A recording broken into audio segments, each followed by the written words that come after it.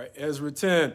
Let's call this one Don't Be the Reason for Unnecessary Delay, as in this chapter we're going to pick up on the fact that Ezra left off disappointed at where Israel had come to, basically in his prayer in the previous chapter, acknowledging the fact that they got a history of screwing up, and now that God has given them a second chance and provision from a very powerful king, they've gone right back to the same habits that had them failing in the first place. And so this chapter picks up with him weeping and mourning, and in some ways lying prostrate before God, maybe face down for lack of a better description. But as he's doing that, the people assemble around him, not to look and point fingers and laugh, but to really join him in weeping, because it seems that even though they've done wrong, they're at least to a certain degree willing to be repentant or penitent for what they've done. So as they assemble around him weeping as well, one of them is going to step forward and confess, we know we've done wrong. Not only that, you were sent here to lead, so you have the ability to help us turn this around. And so he is actually going to encourage Ezra not to lose heart, but to lead them in recovery from what they've done. And I can guarantee you, I can't speak for Ezra, but I can guarantee that a word of encouragement at the right time can lift the weight of what seems to be sometimes too much that's on your plate. And so it seems that Ezra is encouraged by this person who steps forward, not having Ezra to have to fight with the people to acknowledge the wrong that they've done, but acknowledging the wrong that they've done, and more importantly, their willingness to turn it around. They encourage Ezra to lead them in making that change. And so that's exactly what he is going to do in the form of reinforcing or establishing a new covenant with them. The covenant is going to be an agreement that they're not simply going to be fired up in the moment to make change and then let that die out. They're going to make the agreement, and then Ezra is going to follow that up by saying, I need some alone time.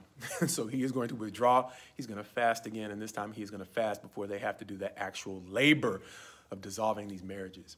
And so as he emerges from his isolation and his fasting, he is going to have the people issue a proclamation that everybody has to assemble, but failing to assemble is going to come with some consequences, and that is losing or forfeiting your property, and also being excluded from the assembly of those who have returned from exile. But they're not going to have to worry about that because everyone is going to assemble. However, they are going to assemble trembling for two reasons. One, because of what they've done, and then two, because of the elements of the conditions. It's going to seem to be that they've assembled in a downpour or pouring rain. And so understanding the circumstances, they are going to ask Ezra leave to have an order set up for the dissolution of marriages. Since they realize there's so many of them, they're not going to be able to get them done in one day. And so Ezra agrees with the people to set up a process by which they will show up in sequence to get those marriages dissolved.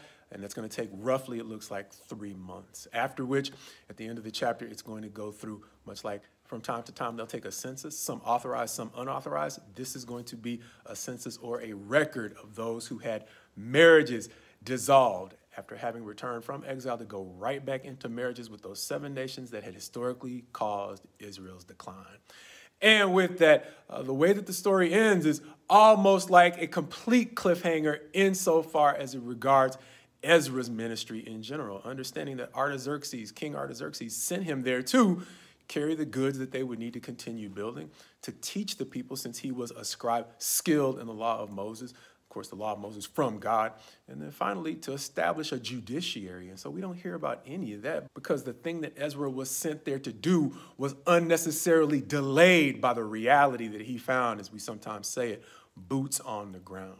Understanding that in life there are times when there's a difference between what we had hoped we'd be able to accomplish and the reality that we found boots on the ground. And so much like Ezra might have sacrificed his own personal success to preserve the relationship between the kings of Persia and Israel's future generations, Ezra seems to be giving us another example in the line of kings like David. We don't know what David's potential might have been if he didn't have to undo all the damage created by Saul.